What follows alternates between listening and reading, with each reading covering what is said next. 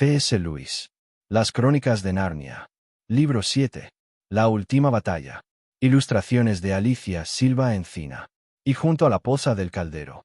En los últimos días de Narnia, muy lejos hacia el oeste, más allá del páramo del farol, y muy cerca de la gran catarata, vivía un mono. Era tan viejo que nadie podía recordar cuándo había venido a vivir en aquellos parajes, y era el mono más listo, más feo y más arrugado que te puedas imaginar. Tenía una casita hecha de madera y con techo de hojas en la horcadura de un árbol inmenso, y su nombre era Truco. Había muy pocas bestias que hablan, u hombres o enanos en aquella parte del bosque, pero Truco tenía un amigo y vecino que era un burro llamado Cándido. Al menos ellos decían que eran amigos, pero como estaban las cosas podrías pensar que Cándido era más bien el sirviente de Truco que su amigo. Él hacía todo el trabajo. Cuando iban juntos al río, Truco llenaba de agua las grandes botellas de cuero, pero era Cándido quien las llevaba de vuelta. Cuando necesitaban algo de los pueblos que hay más allá del río, era Cándido el que bajaba con cestos vacíos en su lomo y regresaba con los cestos repletos y muy pesados. Y todas las cosas buenas que Cándido traía se las devoraba Truco, pues Truco decía: «Entiende, Cándido, yo no puedo comer pasto y cardos como tú. Así es que lo más justo es que me las arregle de alguna otra manera». Y Cándido siempre respondía: «Por supuesto, Truco, por supuesto. Ya entiendo».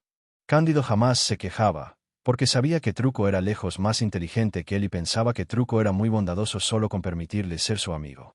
Y si alguna vez Cándido pretendió discutir sobre algo, Truco de inmediato le decía: «Mira, Cándido, yo entiendo mejor que tú cómo deben hacerse las cosas. Sabes que no eres muy listo, Cándido». Y Cándido siempre decía: «No, Truco. Es muy cierto. No soy listo». Exhalaba un suspiro y hacía todo lo que Truco había dicho. Una mañana, a comienzos del año, la pareja caminaba por la orilla de la poza del caldero. La poza del caldero es la poza grande que queda justo debajo de los acantilados del confín occidental de Narnia. La gran catarata vierte en ella con el estrépito de un perpetuo trueno, y al otro lado fluye el río de Narnia. La catarata mantiene a la poza constantemente bailando y borboteando y removiéndose como si estuviese hirviendo, y es por eso, claro está, que fue llamada la poza del caldero. Esto se hace más intenso al principio de la primavera cuando el caudal de la catarata aumenta con toda la nieve que se derrite en las montañas donde nace el río, mucho más allá de Narnia, en las tierras vírgenes del oeste. Y cuando estaban mirando la poza del caldero, de súbito Truco señaló con su dedo oscuro y brillante, diciendo: «Mira, ¿qué será eso?» «¿Qué será qué?», preguntó Cándido. «Esa cosa amarilla que acaba de bajar por la catarata. Mira, ahí va de nuevo, está flotando. Tenemos que saber qué es». «¿Es preciso?», dijo Cándido. «Claro, es preciso», repuso Truco. «Podría ser algo que nos sirva. Lo único que tienes que hacer es saltar dentro de la poza como un buen chico y sacarlo. Entonces podremos darle una mirada». «¿Meterme a la poza?», dijo Cándido, moviendo nerviosamente sus largas orejas. «¿Y de qué otra forma vamos a sacarlo si no lo haces?», dijo el mono. Pero, balbuceó Cándido, «¿no sería mejor que fueras tú? Porque ya ves que eres tú el que quieres saber qué es eso. Yo no mucho. Y tú tienes manos, además. Eres hábil como cualquier hombre o enano cuando se trata de coger cosas. Yo solo tengo mis pezuñas». «Realmente, Cándido», dijo Truco. «Jamás pensé que podrías decir algo semejante. No lo esperé de ti, realmente». «¿Por qué? ¿Qué he dicho para ofenderte?», dijo el asno, hablando en tono más humilde, pues se dio cuenta de que Truco estaba profundamente ofendido. «Solo quería decir que... pretender que yo me meta al agua», dijo el mono. «Como si no supieras perfectamente bien lo débil que los simios tenemos el pecho y lo fácilmente que nos resfría, mos. Muy bien. Me meteré. Ya tengo suficiente frío con este viento atroz. Pero me meteré. Moriré, probablemente. Y entonces te arrepentirás». Y la voz de Truco sonó como si estuviera al borde de romper en lágrimas. «Por favor, no lo hagas. Por favor no», dijo Cándido, mitad rebuznando y mitad hablando. «Nunca pretendí nada así. Truco, te juro que no. Sabes lo estúpido que soy y que no puedo pensar más de una cosa a la vez. Había olvidado lo delicado de tu pecho. Claro que seré yo quien entre en la poza. No debes ni pensar en hacerlo tú. Prométeme que no lo harás, Truco». De modo que Truco lo prometió y Cándido se fue, haciendo sonar clopeticlop sus 4 cascos por el borde rocoso de la poza, en busca de un lugar por donde poder penetrar. Incluso sin considerar el frío, no era ningún chiste meterse en esa agua temblorosa y espumante, y Cándido tuvo que detenerse tiritando por un momento antes de decidirse a hacerlo. Pero entonces Truco le gritó desde atrás. Quizás sea mejor que vaya yo después de todo, Cándido. Y cuando Cándido lo escuchó, dijo, no, no, tú prometiste. Ahora me meto. Y entró. Una gran masa de espuma le golpeó la cara y le llenó la boca de agua, cegándolo. Después se hundió totalmente por unos pocos segundos, y cuando volvió a salir a la superficie, se encontró en otro lugar de la poza. Luego lo cogió el remolino y lo arrastró cada vez más y más rápido hasta llevarlo justo bajo la catarata, y la fuerza del agua lo sumergió en las profundidades, tan abajo que creyó que jamás sería capaz de retener la respiración hasta salir otra vez. Y cuando logró subir y cuando por fin pudo acercarse algo a la cosa que trataba de coger, ésta se alejó de él y quedó a su vez bajo la cascada y se hundió hasta el fondo. Cuando emergió de nuevo se encontraba más lejos que nunca. Pero por fin, cuando ya se sentía muerto de cansancio, lleno de magullones y entumecido de frío, logró atrapar la cosa con sus dientes. Y salió arrastrándola delante de él y sus cascos se enredaban con ella, porque la cosa era tan grande como una alfombra de esas que se colocan frente a la chimenea, y estaba muy pesada y fría y llena de fango. La tiró al suelo a los pies de Truco, y se quedó parado chorreando en agua y tiritando y tratando de recuperar el aliento. Pero el mono ni lo miró ni le preguntó cómo se sentía. El mono estaba demasiado ocupado paseándose alrededor de la cosa y extendiéndola y acariciándola y olfateándola. Luego un fulgor de maldad brilló en sus ojos y dijo, «Es una piel de león». Y, «Au, oh, eso es», jadeó Cándido. «Y me pregunto, dijo Truco para sí mismo, pues estaba pensando con gran concentración. «Me pregunto quién habrá matado al pobre león», dijo Cándido de pronto. «Hay que enterrarla. Debemos hacer un funeral». «Oh, no era un león que habla», dijo Truco. «No te preocupes por eso. No hay bestias que hablan allá arriba detrás de las cataratas, allá en las tierras vírgenes del oeste. Esta piel debe haber pertenecido a un león mudo y salvaje». Esto era, por lo demás, muy cierto. Meses atrás un cazador, un hombre, había matado y desollado a este león en algún lugar de las tierras vírgenes del oeste. Pero eso no tiene nada que ver con esta historia. «De todos modos, Truco», dijo Cándido, «aunque la piel haya pertenecido a un león mudo y salvaje, ¿no deberíamos enterrarla decentemente? Quiero decir, ¿no son todos los leones algo, bueno, algo bastante solemne? Debido a tú sabes quién. ¿No lo crees? No te estés metiendo ideas en la cabeza, Cándido», advirtió Truco. «Porque, ya lo sabes, el pensar no es tu fuerte. Haremos de esta piel un elegante y cálido abrigo para ti». «Oh, no creo que me guste», protestó el burro. «Parecería, es decir, los demás animales podrían creer, quiero decir, no me sentiría». «¿De qué estás hablando?», dijo Truco, rascándose al revés, como hacen los monos. «Creo que sería una falta de respeto para con el gran león, el propio Aslan, si un asno como yo se paseara vestido con una piel de león», dijo Cándido. «Mira, no te pongas a discutir, por favor», replicó Truco. «¿Qué entiende un asno como tú de esa clase de cosas?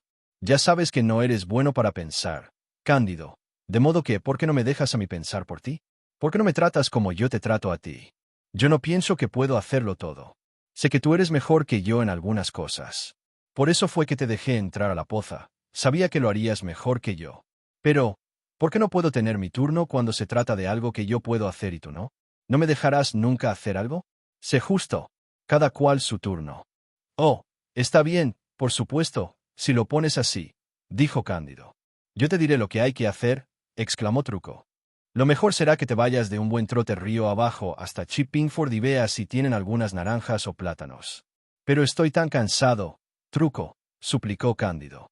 «Sí, pero estás muy helado y mojado», repuso el mono. «Necesitas algo para entrar en calor. Un trote rápido es justo lo que te hace falta. Por otra parte, hoy es día de mercado en Chippingford». Y entonces, por supuesto, Cándido dijo que iría. En cuanto se quedó solo, Truco se fue con su paso pesado e inseguro, a veces en 2 patas y a veces en 4, hasta llegar a su árbol. Después saltó de rama en rama, chillando y sonriendo todo el tiempo, y entró en su casita. Encontró aguja e hilo y un enorme par de tijeras allí, pues era un mono listo y los enanos le habían enseñado a coser. Puso el ovillo de hilo, era sumamente grueso, más similar a una cuerda que al hilo. En su boca y su mejilla se hinchó como si estuviera chupando un pedazo inmenso de caluga. Sostuvo la aguja entre los labios y tomó las tijeras con su pata izquierda. Luego bajó del árbol y se alejó arrastrando los pies hasta donde estaba la piel de león. Se agazapó y comenzó a trabajar. Se dio cuenta de inmediato de que el cuerpo de la piel del león era demasiado largo para Cándido y su pescuezo demasiado corto.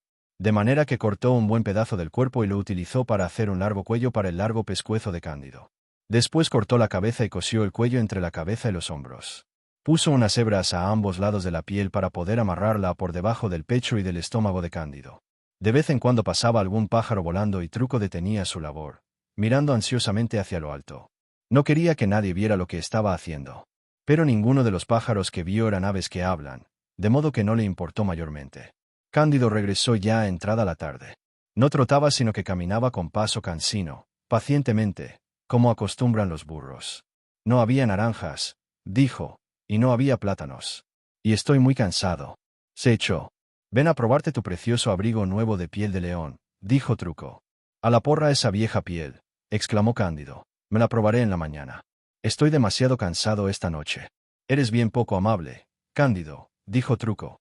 Si tú estás cansado, ¿cómo crees que estoy yo? Todo el día, mientras tú te dabas un delicioso y refrescante paseo por el valle, yo he estado trabajando sin parar para hacer tu abrigo. Mis manos están tan cansadas que apenas puedo sujetar las tijeras. Y ni siquiera me dices gracias, y ni siquiera miras el abrigo, y no te importa, Mi querido Truco, exclamó Cándido, incorporándose de inmediato, lo siento tanto. Me he portado pésimo. Claro que me encantará probármelo. Y se ve simplemente maravilloso. Pruébamelo ya, por favor. Bien, quédate quieto. Entonces, dijo el mono. La piel era demasiado pesada para que pudiera levantarla, pero al final, con una cantidad de tirones y empujones y jadeos y resoplidos, logró ponérsela encima al burro. La amarró por debajo del cuerpo de Cándido y ató las piernas a las piernas de Cándido y la cola a la cola de Cándido. Se podía ver una buena parte de la nariz y cara color gris de Cándido a través del hocico abierto de la cabeza del león. Nadie que hubiese visto un león verdadero se habría dejado engañar ni por un instante. Pero si alguien que no hubiese visto jamás un león viera a Cándido con su piel de león, podría confundirlo con un león, si es que no se acercaba demasiado, y si la luz no era muy clara, y si Cándido no dejaba escapar un rebuzno ni hacía algún ruido con sus cascos. «Te ves fantástico, fantástico», exclamó el mono. «Si alguien te viera ahora creería que eres Aslan, el gran león en persona». «Eso sería tremendo», dijo Cándido. «No lo sería», replicó Truco. «Todos harían cualquier cosa que tú les dijeras. Pero yo no quiero decirles nada. Pero piensa en el bien que podríamos hacer», exclamó Truco. «Me tendrías a mí para aconsejarte, ya sabes. Yo pensaría órdenes muy sensatas para que tú las dieras. Y todos tendrían que obedecernos, hasta el mismo rey. Pondríamos todo en orden en Narnia». «Pero, ¿no está todo en orden ya?», preguntó Cándido. «¿Qué?», gritó Truco. «Todo bien, cuando no hay naranjas ni plátanos». «Mira, has de saber», dijo Cándido, «que hay poca gente, en realidad creo que nadie, salvo tú, a quien le gusta ese tipo de cosas». «También el azúcar», dijo Truco. Sí, dijo el asno. «Sería muy bueno que hubiera más azúcar». «Muy bien entonces, está convenido», declaró el mono. «Tú te harás pasar por Aslan y yo te diré lo que hay que decir». «No, no, no», protestó Cándido. «No digas esas cosas tan terribles. Estaría muy mal hecho, Truco. No seré muy listo, pero eso sí que lo sé. ¿Qué nos pasaría si apareciera el verdadero Aslan?» «Supongo que estaría encantado», repuso Truco. «Es muy probable que él nos haya enviado la piel del león a propósito, para que pudiéramos poner las cosas en su lugar. Por lo demás, él nunca aparece, ya lo ves. No se aparece hoy en día». En ese instante se escuchó un gran trueno justo arriba de ellos y el suelo tembló con un ligero terremoto. Ambos animales perdieron el equilibrio y cayeron de narices. «Ahí tienes», resolló Cándido, cuando logró recuperar el aliento para hablar. «Es una señal, una advertencia. Sabía que estábamos haciendo algo horriblemente perverso. Sácame esta maldita piel de una vez». «No, no», argumentó el mono, cuya mente trabajaba a gran celeridad. «Es una señal en el otro sentido. Estaba justo por decir que si el verdadero Aslan, como lo llamas tú, quería que continuáramos con esto, nos enviaría un trueno y un temblor de tierra. Lo tenía precisamente en la punta de la lengua, solo que la señal llegó antes de que pudiera dejar salir las palabras. Ahora tienes que hacerlo, Cándido. Y por favor, basta de discusiones. Tú sabes que no entiendes de estas cosas. ¿Qué puede saber un burro sobre señales? 2. La temeridad del rey. Unas 3 semanas más tarde, el último de los reyes de Narnia se hallaba sentado bajo el gran roble que crecía al lado de la puerta de su pequeño pabellón de caza, donde con frecuencia pasaba 10 o más días en la agradable época de primavera. Era un edificio de poca altura, con techo de paja, cercano al extremo oriente del páramo del Farol y algo más arriba de la confluencia de los dos ríos. Le encantaba vivir allí con simplicidad y a sus anchas, alejado del ceremonial y pompa de Cair Paravel, la ciudad real. Su nombre era Rey Tirian, y tenía entre 20 y 25 años de edad. Sus hombros eran ya anchos y fuertes y sus brazos y piernas tenían músculos duros, pero su barba era aún muy corta. Tenía ojos azules y un rostro de expresión intrépida y franca. Aquella mañana de primavera estaba acompañado solamente de su más querido amigo, Alaja, el unicornio. Se querían como hermanos y cada cual había salvado la vida del otro en la guerra. El majestuoso animal estaba de pie junto a la silla del rey, con el cuello doblado mientras pulía su cuerno azul contra la cremosa blancura de su anca. «No puedo concentrarme en ningún trabajo o deporte hoy día, Alaja», dijo el rey. «No puedo pensar en otra cosa que en las maravillosas novedades. ¿Crees que hoy sabremos algo más? Son las noticias más maravillosas que jamás se han escuchado en nuestros días o en los de nuestros padres o nuestros abuelos, señor», repuso Alaja, «si es que son verdaderas». «¿Cómo podría no ser verdad?», dijo el rey. «Hace más de una semana que los primeros pájaros vinieron volando a contarnos que Aslan está aquí, que Aslan ha venido a Narnia una vez más. Y después fueron las ardillas. No lo habían visto, pero dijeron que era cierto que estaba en los bosques. Luego vino el venado. Dijo que él lo había visto con sus propios ojos, muy a lo lejos, a la luz de la luna en el páramo del Farol. Enseguida vino ese hombre moreno con barba, el mercader de Calormen. Los Calormenes no aman a Aslan como nosotros, mas el hombre habló de ello como algo fuera de toda duda. Y anoche vino el tejón, también él había visto a Aslan. «En verdad, señor», respondió Alaja, «creo todo eso. Si parece que no lo hago es solo que mi dicha es demasiado grande para pensar y creer con serenidad. Es casi demasiado hermoso para creerlo». «Sí», dijo el rey con un hondo suspiro, más bien un estremecimiento de deleite. «Sobrepasa todo lo que jamás haya yo esperado en toda mi vida». «Escucha», exclamó Alaja, ladeando la cabeza y levantando primeras orejas. «¿Qué pasa?», preguntó el rey. «Cascos, señor», repuso Alaja. «Un caballo al galope. Un caballo muy corpulento. Ha de ser uno de los centauros. Y mira, ya está aquí. Un enorme centauro de dorada barba, con sudor humano en su frente y sudor de caballo en sus ancas color castaña, llegó a toda velocidad ante el rey, se detuvo e hizo una profunda reverencia. «Salve, rey», gritó con una voz grave como la de un toro. «Allá adentro», exclamó el rey, mirando por encima de su hombro en dirección a la puerta del pabellón de caza. «Un tazón de vino para el noble centauro. Bienvenido, perspicaz. Cuando hayas recuperado el aliento nos contarás qué te trae por aquí». De la casa salió un paje llevando un inmenso tazón de madera, de curioso tallado, y se lo pasó al centauro. El centauro levantó el tazón diciendo: «Bebo en primer lugar por Aslan y por la verdad, señor, y en segundo lugar por su majestad». Bebió el vino, suficiente como para 6 hombres fornidos, de un solo sorbo y devolvió el tazón vacío al paje. «Y ahora, perspicaz», dijo el rey, «¿traes más noticias sobre Aslan?». Perspicaz estaba muy serio, y fruncía un poco el entrecejo. «Señor», dijo, «sabes que he vivido largos años y sabes lo mucho que he estudiado los astros, pues nosotros los centauros vivimos más que vosotros los hombres, y aún más que los de tu especie, unicornio. Nunca en todos mis días he visto cosas tan terribles escritas en los cielos como las que aparecen noche a noche desde que comenzó este año. Las estrellas no dicen nada de la venida de Aslan, ni de paz, ni de alegría. Gracias a mis artes sé que desde hace 500 años no ha habido una conjunción tan desastrosa de los planetas. Ya tenía en mente venir a advertir a su majestad que algún mal muy grande se cierne sobre Narnia. Pero anoche me llegó el rumor de que Aslan anda por Narnia. Señor, no creas esta patraña. No puede ser. Las estrellas no mienten jamás, pero los hombres y los animales sí. Si efectivamente Aslan fuese a venir a Narnia, el cielo lo habría vaticinado. Si realmente hubiese venido, las más amables estrellas se habrían reunido en su honor. «Es una mentira. Una mentira», exclamó el rey, con violencia. «¿Qué criatura en Narnia o en todo el mundo osaría mentir sobre algo así?».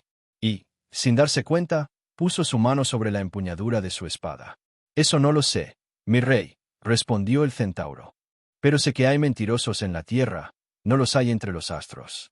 Me pregunto, intervino Alaja, si acaso Aslan no vendría aunque todas las estrellas predijeran lo contrario.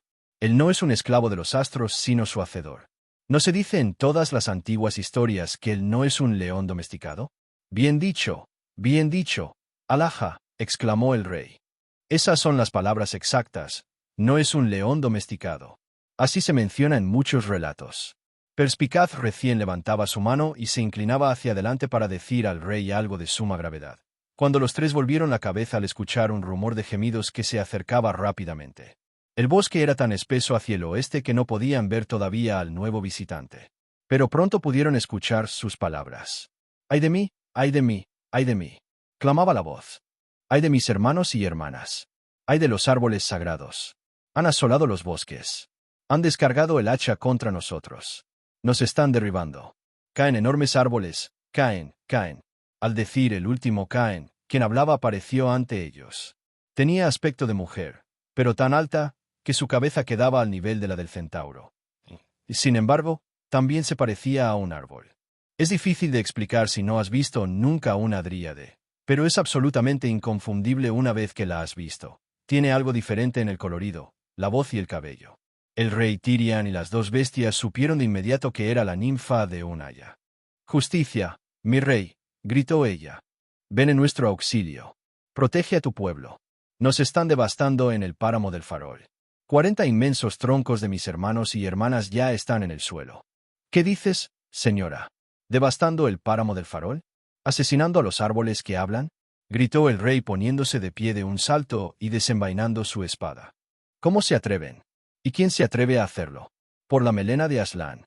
«Ah», musitó la dríade con voz entrecortada, estremeciéndose de dolor, estremeciéndose una y otra vez como si estuviese recibiendo repetidos golpes. Y de pronto cayó hacia un lado, tan súbitamente como si le hubiesen cortado los dos pies. Por un segundo la vieron muerta tendida sobre el pasto y luego desapareció. Sabían lo que había sucedido.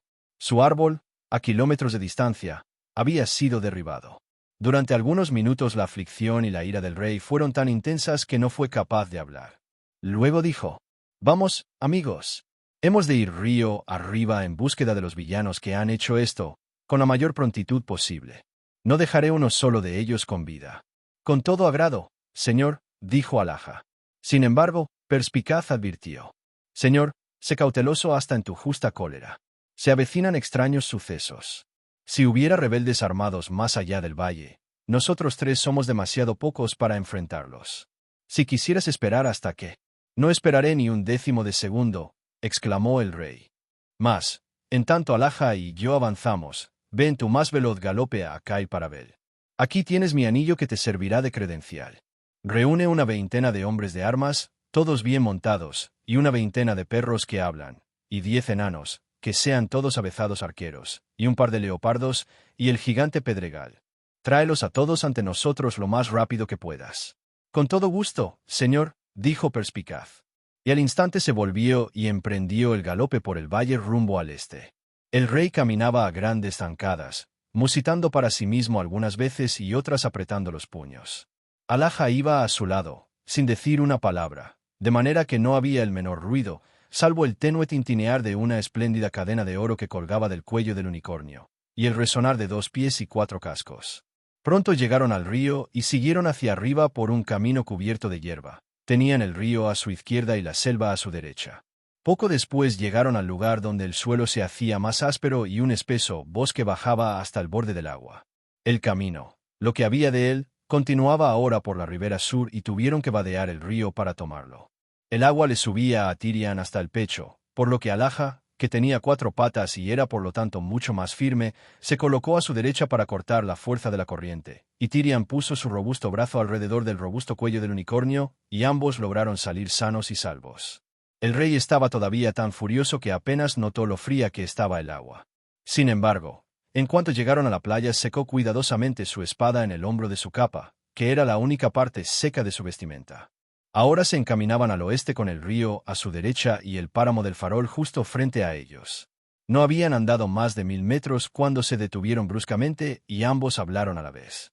El rey dijo: «¿Qué es esto que hay aquí?», y Alaja dijo: «Es una balsa», dijo el rey Tirian. Y era una balsa. Media docena de espléndidos troncos de árbol, recién cortados y recién podados, habían sido amarrados unos con otros para construir una balsa, y se deslizaban velozmente río abajo. En la parte delantera de la balsa iba una rata almizclera guiándola con una vara. Rata almizclera, ¿qué estás haciendo?, gritó el rey. Llevo los troncos para vendérselos a los calormenes. Señor, contestó la rata, tocando su oreja al saludar como lo habría hecho con su gorra si la hubiese tenido. Calormenes, rugió Tirian. ¿Qué quieres decir? ¿Quién ordenó derribar aquellos árboles? El río fluye tan rápido en esa época del año que la balsa ya había dejado atrás al rey y a Alaja. Pero la rata almizclera miró hacia atrás por encima de su hombro y gritó. Órdenes del león, señor. Del propio Aslan. Añadió algo más, pero no pudieron oírlo.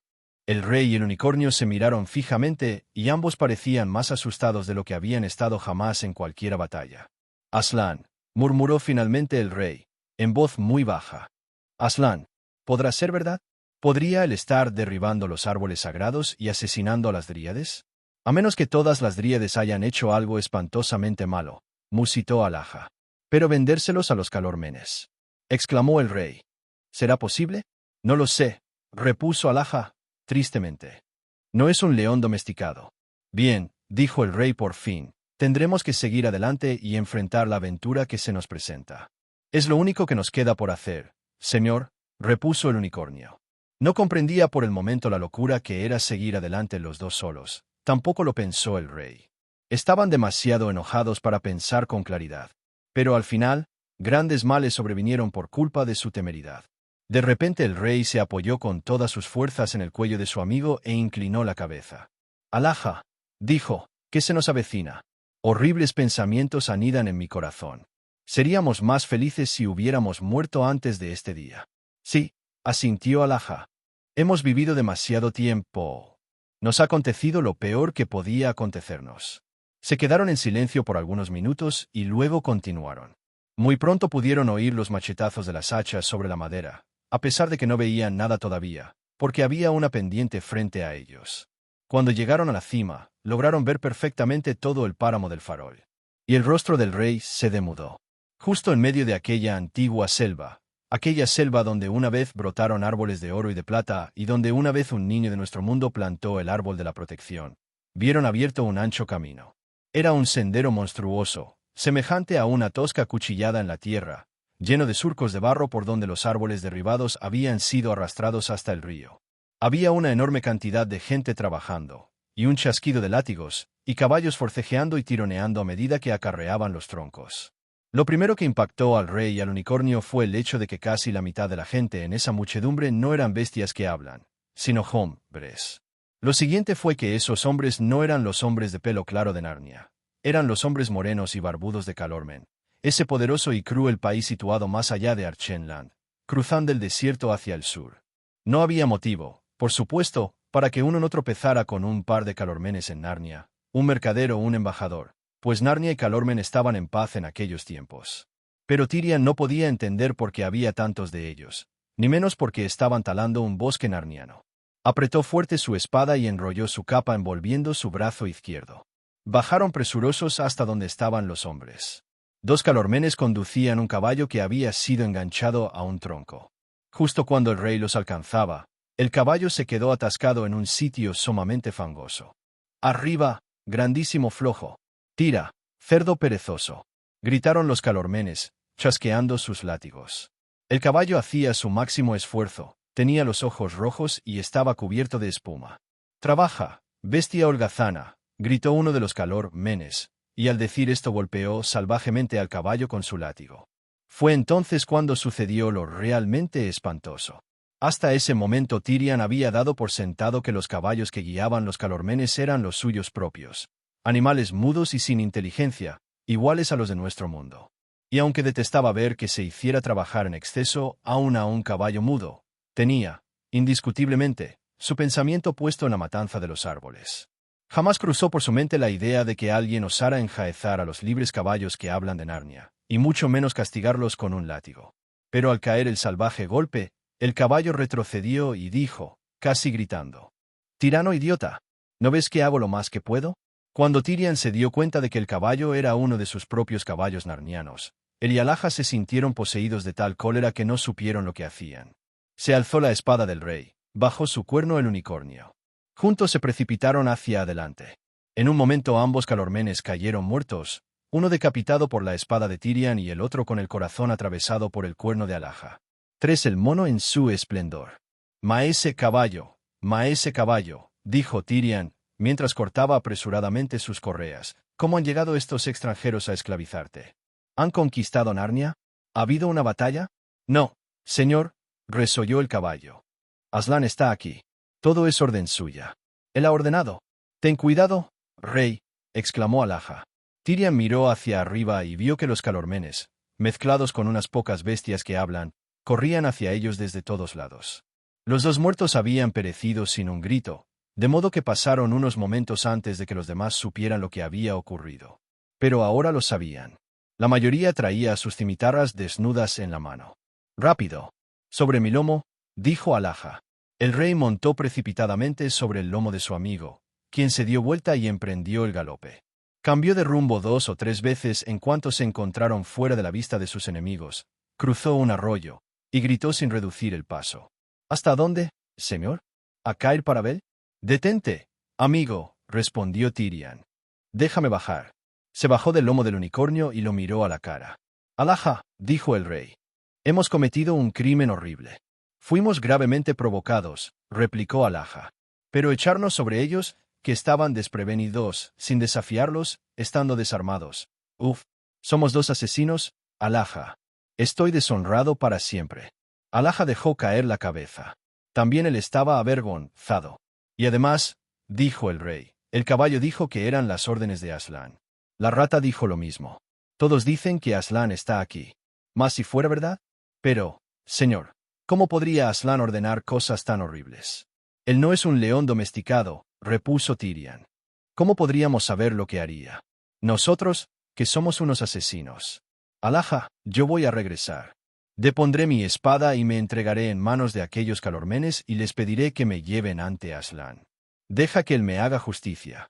Irás a tu muerte». «Entonces», exclamó Alaja, «¿crees que me importa si Aslan me condena a muerte?», dijo el rey. «No será nada, absolutamente nada. ¿No sería mejor estar muerto antes que tener este terrible miedo de que Aslan haya venido y no se parezca al Aslan en que hemos creído y a quien hemos anhelado? Es como si un día el sol saliera y fuera un sol negro». «Ya lo sé», repuso Alaja. «O como si bebieras agua y fuera agua seca». «Tienes razón, señor. Este es el final de todo. Vamos y entreguémonos. No es necesario que vayamos ambos.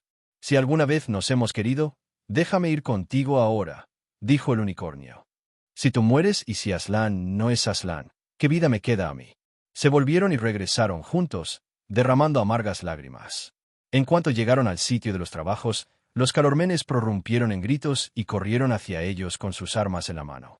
Mas el rey les tendió su espada con la empuñadura dirigida hacia ellos y dijo: «Yo que he sido rey de Narnia y que soy ahora un caballero deshonrado, me rindo a la justicia de Aslan.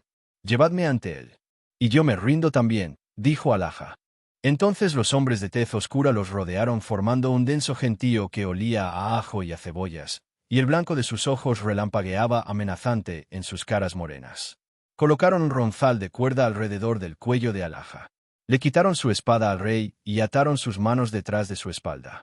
Uno de los calormenes, que usaba un casco en lugar de turbante y parecía ser quien mandaba, arrebató el cintillo de oro de la cabeza de Tirian y presurosamente lo escondió entre su ropa. Condujeron a los prisioneros cerro arriba hasta un lugar donde había un gran claro. Y esto vieron los prisioneros. En medio del claro, que era a la vez el punto más alto del cerro, había un pequeño cobertizo semejante a un establo con techo de paja. La puerta estaba cerrada. En el pasto frente a la puerta se hallaba sentado un mono. Tirian y Alaja, que esperaban ver a Aslan y que no habían aún escuchado hablar del mono, quedaron desconcertados al verlo. Claro que el mono era el propio Truco, pero estaba 10 veces más feo que cuando vivía junto a la poza del caldero, pues ahora iba vestido con gran lujo. Vestía una chaqueta escarlata que no le quedaba nada de bien, ya que había sido hecha para un enano. Usaba unas babuchas adornadas con piedras preciosas en sus patas traseras, que no se le sujetaban debidamente porque, como tú sabes, las patas traseras de un mono son más bien manos. Llevaba algo que parecía ser una corona de papel en la cabeza. Había un gran montón de nueces a su lado y él las cascaba una tras otra con sus mandíbulas y escupía las cáscaras. Y a cada rato se levantaba la chaqueta escarlata para rascarse.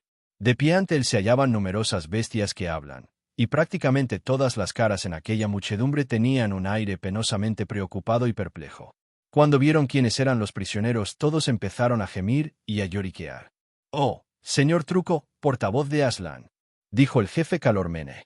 «Te traemos unos prisioneros. Gracias a nuestra destreza y valentía y con el permiso del gran Diostas hemos podido coger vivos a estos dos encarnizados asesinos». «Deme la espada de ese hombre», dijo el mono. Tomaron entonces la espada del rey y se la pasaron al mono, con su talabarte y todo. Y él se la colgó del cuello, y esto lo hizo lucir aún más ridículo. «Nos ocuparemos de estos dos más tarde», dijo el mono, escupiendo una cáscara hacia ambos prisioneros. «Tengo otros asuntos que resolver primero. Ellos pueden esperar. Ahora escúchenme todos. Lo primero que quiero decirles es sobre las nueces. ¿Dónde anda esa ardilla, jefe?» «Aquí, señor», dijo una ardilla roja, adelantándose y haciendo nerviosamente una semirreverencia. «Ah, ahí estás, ¿no es cierto?», exclamó el mono, con una mirada aviesa. «Ahora vas a escucharme. Quiero, es decir, Aslan quiere muchísimas más nueces. Las que me has traído no son ni cerca lo suficiente. Debes traer muchas más, ¿entiendes? Por lo menos el doble. Y han de estar aquí para la puesta de sol de mañana, y no debe haber ninguna mala ni chica». Un murmullo de desaliento corrió en medio de las demás ardillas, y la ardilla jefe se armó de valor para decir: «Por favor, ¿no podría Aslan en persona hablarnos acerca de esto? Si se nos permitiera verlo». «Pero no podrán», replicó el mono. «Tal vez en su excesiva bondad, aunque sea mucho más de lo que ustedes merecen, salga por unos pocos minutos esta noche. Entonces todos tendrán ocasión de darle una mirada. Pero no podrán conglomerarse a su alrededor y acosarlo con preguntas. Todo lo que quieran decirle debe pasar a través mío, si es que considero que vale la pena molestarlo a él. En tanto, ustedes, ardillas, es mejor que vayan a procurarse esas nueces. Y asegúrense de que estarán aquí mañana en la tarde o les juro que se ganarán una paliza». Las pobres ardillas salieron disparadas, como si las persiguiera un perro. Esta nueva orden fue algo terrible para ellas. Las nueces que habían acumulado con tanto esmero para el invierno ya habían sido comidas, y de las pocas que quedaban, ya le habían dado al mono lejos más de lo que podían permitirse.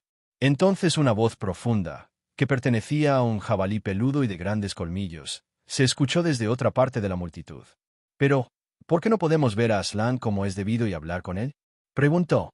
Cuando se aparecía en Narnia en los viejos tiempos, cualquiera podía hablar con él cara a cara. «No lo creas», arguyó el mono. «Y aunque fuera cierto, los tiempos han cambiado. Aslan dice que ha sido hasta ahora demasiado blando con ustedes, ¿comprendes? Bueno, no va a seguir siendo blando. Esta vez, él los va a disciplinar. Les enseñará a creer que él es un león domesticado». De entre las bestias surgieron un sordo lamento y algunos gemidos. Y, después, un silencio mortal que era todavía más lastimero. «Y hay otra cosa más que deben aprender», continuó el mono. «He oído que algunos de ustedes dicen que soy un mono. Pues no, soy un hombre. Si parezco un mono es sencillamente por lo viejo que soy. Tengo cientos y cientos de años. Y debido a mi vejez, soy muy sabio. Y porque soy muy sabio soy el único a quien Aslan hablará. No se le puede molestar para que hable con un montón de animales estúpidos. Él me dirá a mí lo que tienen que hacer ustedes, y yo se los comunicaré. Y les doy un consejo, háganlo todo con la mayor rapidez, pues él no va a tolerar ninguna tontería». Hubo un silencio sepulcral, excepto el ruido de llanto de un tejón pequeñito a quien su madre trataba de mantener callado. «Y ahora otra cosa», prosiguió el mono, poniendo una nueva nuez dentro de su carrillo. «He oído que algunos de los caballos dicen: apurémonos y liquidemos lo más pronto posible este asunto de acarrear madera y volveremos a recuperar nuestra libertad. Bueno, pueden sacarse esa idea de sus cabezas inmediatamente. Y no crean que solo los caballos. Cualquiera capaz de trabajar será de ahora en adelante obligado a hacerlo. Aslan ha convenido todo con el rey de Calormen, el Tishrok, como lo llaman nuestros amigos de la cara morena, los Calormenes. Todos ustedes, caballos y toros y burros, serán enviados a Calormen a ganarse la vida trabajando, de tiro y de carga como hacen todos los caballos y sus semejantes en los demás países. Y ustedes, los animales que saben cavar como los topos y los conejos y los enanos, irán a trabajar a las minas del Tishrok. Y, no, No, aullaron las bestias. No puede ser verdad. Aslan jamás nos vendería como esclavos al rey de Calormen. No es eso. Callen ese griterío, exclamó el mono, con un gruñido. ¿Quién ha hablado de esclavitud? No serán esclavos. Se les pagará, y muy buenos salarios. Es decir, la paga que reciban irá a las arcas de Aslan y él la usará solo para el bien de todos. Luego dio una rápida mirada, casi haciendo un guiño, al Calormene jefe. El Calormene hizo una reverencia y contestó en el pomposo estilo Calormene. Muy sapiente portavoz de Aslan, el Tisroc, que viva para siempre, está absolutamente de acuerdo con su señoría respecto a este juicioso plan. Ahí tienen. Ya lo ven, exclamó el mono. Está todo arreglado. Y todo para vuestro propio bien. No será posible, con el dinero que ustedes ganen, hacer de Narnia un país donde valga la pena vivir. Habrá naranjas y plátanos en abundancia, y caminos y grandes ciudades y escuelas y oficinas y látigos y bozales y monturas y jaulas y perreras y prisiones. Oh, habrá de todo. Pero nosotros no queremos todas esas cosas, dijo un anciano oso. Queremos ser libres. Y queremos escuchar a Aslan hablando en persona. Mira, no empieces a discutir, replicó el mono, porque eso es algo que no voy a tolerar. Soy un hombre. Tú eres solo un oso gordo, estúpido y viejo. ¿Qué sabes tú de libertad? ¿Crees que la libertad significa hacer lo que quieras? Bueno, estás muy equivocado. Esa no es la verdadera libertad. La verdadera libertad consiste en hacer lo que yo te diga. Gruñó el oso, rascándose la cabeza. Le parecía que esta clase de cosas era muy difícil de entender. Por favor, dijo la voz aguda de un lanudo cordero, tan joven que todos se sorprendieron de que se atreviese a hablar. ¿Qué pasa ahora? Dijo el mono. Habla rápido. Por favor, continuó el cordero, no puedo entender. ¿Qué tenemos que ver nosotros con los Calormenes? Nosotros pertenecemos a Aslan. Ellos pertenecen a Tas. Tienen un dios llamado Tas. Dicen que tiene 4 brazos y la cabeza de un buitre. Matan hombres ante su altar. Yo no creo que exista un ser como Tas. Pero si lo hubiera, ¿cómo podría Aslan ser amigo de él? Todos los animales ladearon sus cabezas y sus ojos brillantes relampaguearon mirando al mono. Sabían que era la mejor pregunta que se había hecho hasta ahora. El mono dio un salto y escupió al cordero. ¡Qué infantil! Silbó. Tú, tonto balador. Ándate a tu casa con tu mamacita a tomar tu leche. ¿Qué sabes tú de estas cosas? Pero los demás, escuchen. Tas es simplemente otro nombre de Aslan. Todas esas antiguas ideas de que nosotros estamos en lo cierto y los Calormenes equivocados, es una tontería. Ahora lo sabemos mejor. Los Calormenes usan diferentes palabras, pero todos queremos decir la misma cosa. Tas y Aslan son solo 2 nombres diferentes para quien ustedes saben. Es por esa razón por la cual jamás puede haber una disputa entre ellos. Métanselo en sus cabezas, brutos estúpidos. Tas es Aslan, Aslan es Tas. Tú sabes lo triste que puede ponerse a veces la cara de tu perro. Piensa en eso y piensa luego en las caras de aquellas bestias que hablan, todos aquellos honrados, humildes, desconcertados pájaros, osos, tejones, conejos, topos y ratones, muchísimo más tristes todavía. Todos tenían la cola gacha, los bigotes caídos. Se te habría partido el corazón de pena de ver sus caras. Había uno solo que no parecía desdichado. Era un gato rojizo, un inmenso tom en la flor de la edad, que estaba sentado muy derecho con la cola enroscada en sus pies, en plena primera fila del grupo de bestias. Había estado mirando fijo al mono y al capitán Calormene todo el tiempo y no había pestañeado jamás. Perdóname, dijo el gato con gran cortesía, pero esto me interesa. ¿Tu amigo de Calormen dice lo mismo? Ciertamente, contestó el Calormene.